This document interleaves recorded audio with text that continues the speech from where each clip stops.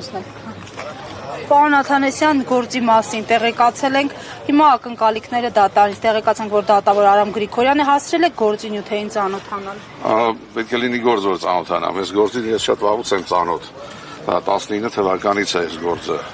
և 7 տարի, չգիտես ինչու ոչ մի հանցակազմ չէին տեսնում, հիմա տեսան մի օրում, բազապես ծիծաղելի է,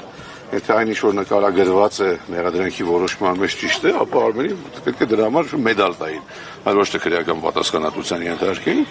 որտեղ այդ բուի խնդիրը լուծը շատ կարևոր։ Ոչ մի կոպեկ չի ստացել, ոչ մի բան չի արել, եթե ինչ-որ գործարքներ են եղել, գումարները ամբողջությամբ փոխանցվել են պետական բյուջե։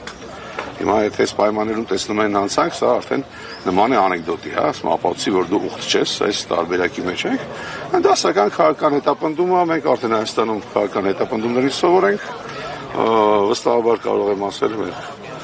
հետևորդներին, որ Արմենը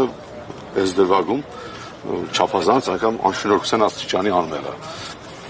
Հասկանալ է, եւ ինչ սպասել դատարանից։ Դատարան պետք է լինի, որ դատարանից ինչ-որ բան սպասես, չի բան իհարկե։